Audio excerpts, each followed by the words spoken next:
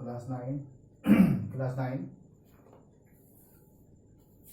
आज हम लोग चैप्टर 6 लाइंस एंड एंगल्स। तो लाइंस एंड एंगल्स का डिफिनेशन हम लोग कल के डेट में स्कूल अर्थ में सारा हम लोग लिखे हुए हैं स्टेटमेंट, और लाइंस का डिफिनेशन, एंगल्स का डिफिनेशन, टाइप्स ऑफ एंगल्स, इस सब के बारे में डिस्कस करके हम लोग लिख करके भेजे हुए हैं।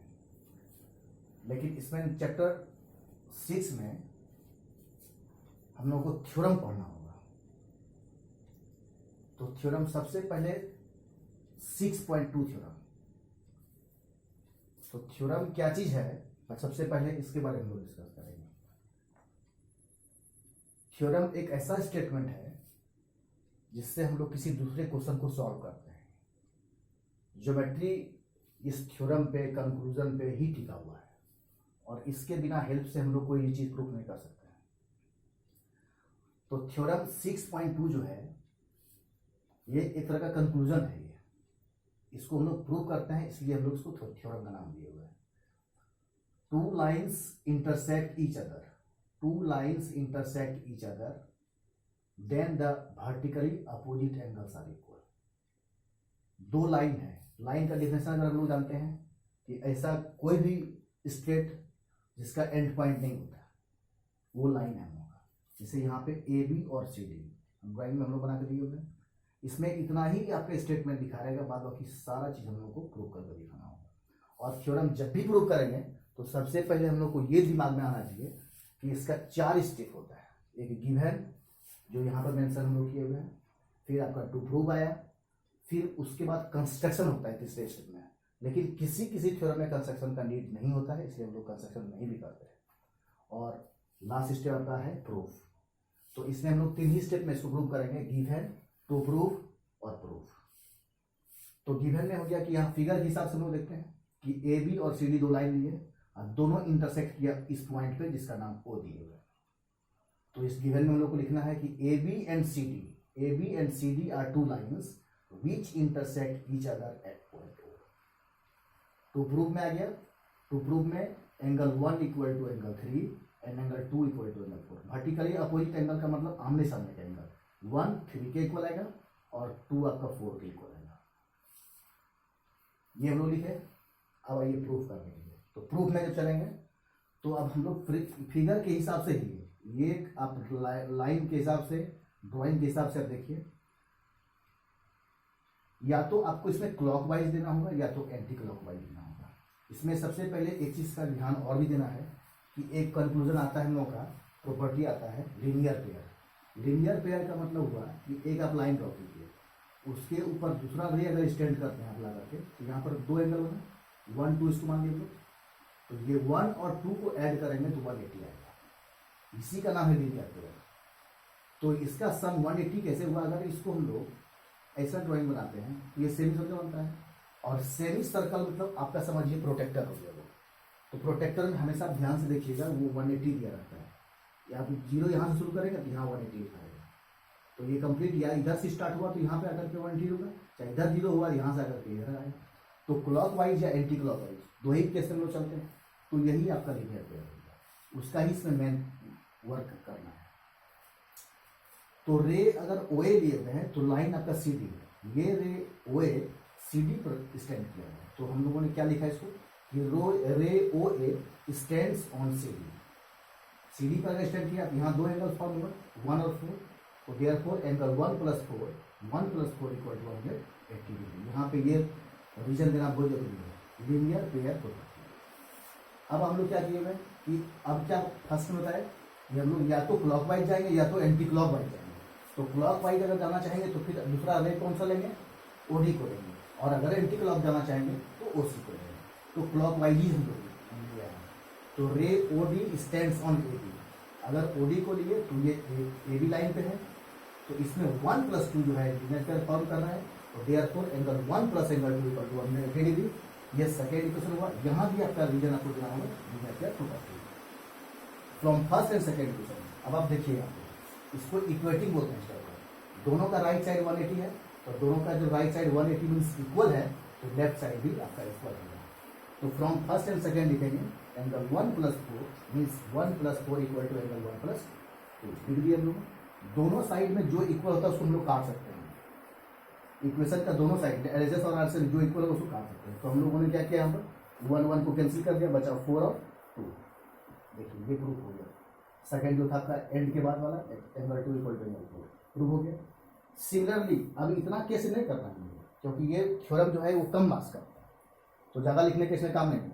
जिस तरह से हम लोगों ने इसको प्रूव किया उसी तरह से यहाँ सिमिलर लिखना। अगर आपका ये 1 = 3 आता तो 1 = 3 यहाँ लिखा था, फिर हम लोग यहाँ लिखते सिमिलरली एंगल 2 = 4।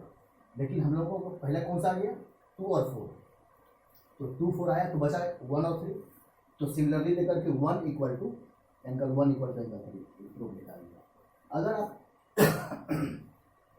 फर्स्ट इसको प्रूव करना चाहते हैं तो 1 + 4 180, 4 + 3 180, दोनों में 4 कॉमन होता है 1 = 3 फर्स्ट में आता है। तो हम लोग को इसमें एंटी क्लॉक लेना होता है।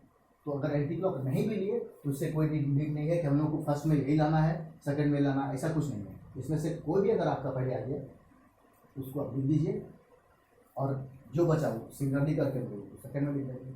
तो इसमें सबसे पहले देखिए ये जो सिलेबस जो हम लोग का PT1 का जो सिलेबस है इससे हम लोग आगे बढ़ चुके हैं, क्योंकि हम लोग को आगे बढ़ना भी जरूरी है क्योंकि सिलेबस हम लोग का पीछे जा रहा है। और अगर हम लोग बढ़ते नहीं रहेंगे तो सिलेबस पीछे से चला जाएगा। और सिलेबस जो हम लोग दिए हुए हैं क्लास 9 के लिए चैप्टर 1 2 और 3 PT1 के लिए 1 2 3 दिए हुए हैं। नेक्स्ट क्लास का जो हम लोग वीडियो बनाएंगे उस वीडियो पर हम लोग 1 2 3 चैप्टर के बारे में डिस्कस करेंगे और उस टाइप का क्वेश्चन डिस्कस करेंगे जो हम लोग का PT में हम लोग का क्वेश्चन आने वाला है, तो उस पर भी हम लोग डिस्कस करेंगे।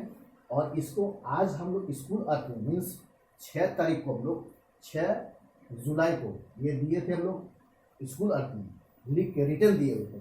लेकिन आज 7 तारीख है, ये 7 तारीख को जो हम लोग दे रहे हैं इसको वीडियो बना के दिए हुए हैं। इसको वीडियो को अगर आप बढ़िया से ध्यान से जब देखेंगे इसको आप और फिर आप जो बना हुआ स्कूल अर्थ में लिखा हुआ उसको अगर उतार लेंगे या नहीं भी तो इसको भी आप देखते समय समझ लेंगे, तो इसको आप रोक करके हाउस करके इसको भी नोट कर सकते हैं और इसको समझ भी सकते हैं। तो मेनली इसमें सबसे पहले एक हम लोग का लाइन्स एंगल्स में थ्योरम 6.2 जो आया कि 2 lines intersect each other then vertically opposite. तो इसमें अगर कहीं भी एक ऐसा क्वेश्चन आता है जिसमें 2 आमने सामने का एंगल इक्वल करना है, सपोज दैट एंगल 1 का वैल्यू यहाँ मानते हैं 60 डिग्री दिया हुआ है और अगर ये 60 डिग्री दिया हुआ है तो इसका 3 का वैल्यू 60 हो जाएगा। वहाँ पे रीजन में हम लोग साइड में लिखेंगे कि pair of vertically opposite angle therefore angle 3 = angle 4, 1 का value 60 therefore value of 3 will be 60 degree. Also इसका भी यहाँ पर वही होगा 60 डिग्री। अगर ये आपको 120 है या सिर्फ आप एक सिंपल सा चीज़ मान लीजिए इसी एक एंगल दिया हुआ है कि एक ही एंगल ये 60 डिग्री दिया हुआ है, समझने का चीज़ 60 डिग्री। तो इसमें से बचत कितना है 4 3 2 का वैल्यू कितना होगा, तो 160 है तो 3 भी 60 होगा pair of vertically opposite angle से। अगर हम लोग 4 निकालना चाहते हैं 1 + 4 = 180, ये है लीनियर मेथड से। तो 180 - 60 = 120 degree. Now angle 2 = angle 4 = 120 degree. इसमें लिखना होगा पेयर ऑफ वर्टिकली अपोजिट। तो एक दिया हुआ है, इससे हम लोग बिगिनिंग तीनों एंगल निकाल दिए। तो इसका क्वेश्चन जब हम लोग सॉल्व करेंगे तो उस समय हमेशा इसका नीड पड़ेगा इस थ्योरम का, तो वहाँ पे सिर्फ हम लोग ब्रैकेट में रीजन लिखेंगे वर्टिकली अपोजिट एंगल। ये रीजन होगा कि सपोज 60 डिग्री हो गया एंगल 1, तो angle 1 = 60 degree therefore angle 1 = angle 2 angle 1 = angle 3 = 60 degree. Reason देना होगा यहाँ पर vertically opposite angle due to vertically opposite angle. तो इस पर हम लोग को ध्यान देकर के थ्योरम को अच्छा देखना है और इसको 2-3 बार ही बनाते रहना है। और उम्मीद है कि अभी डेट शीट तो हम लोग नहीं दिए हैं PT1 का, डेट शीट देंगे तो डेट शीट के हिसाब से हम लोग को 1 2 3 का तैयारी करना है। और अभी लगातार हमको लगता है कि 2-3 दिन हम लोग वीडियो बनाते रहेंगे। और 9 10 दोनों क्लास 10 का भी ध्यान बच्चे जो देख रहे होंगे 9 वाले बच्चे, और अगर उसके घर में बच्चे 10th के भी होंगे तो 10th वाले बच्चे भी ध्यान से सुनेंगे। उसका चैप्टर हम लोग 1 2 और 8 दिए हुए हैं। 1 2 आपका रियल नंबर है, 2 में आपका पॉलिनोमियल हो गया, और थर्ड जो है थर्ड चैप्टर ये 8 चैप्टर जो है 10th के लिए वो हम लोग का साइन थीटा कॉस का मतलब ट्रिग्नोमेट्री है। तो उसका भी वीडियो बना कर हम लोग देंगे और उसको ध्यान से एग्जाम्सन के हिसाब से आपको तैयारी करना होगा। पढ़ाई स्कूल में भले नहीं हो रही है, लेकिन अगर आप वीडियो को देखेंगे तो बहुत हद तक आपको समझ में आएगा। और एनसीईआरटी बुक देखिए, चाहे साइड बुक देखिए, थ्योरम सारे बुक में बना हुआ है। ऐसा नहीं कि हम लोग बना के अपने मन से दे रहे हैं, बुक में तो थ्योरम रहता ही है, लेकिन बुक का जो थ्योरम होता है उसका शॉर्टकट लिखा रहता है और इसको हम लोग थोड़ा एक्सप्लेन करके भास करके बनाते हैं और रीजन के साथ। रीजन आप जब तक नहीं देंगे ज्योमेट्री में तब तक आपको मार्क्स पूरा ढंग से नहीं मिलेगा। इस पर हमेशा आपको ध्यान देना होगा।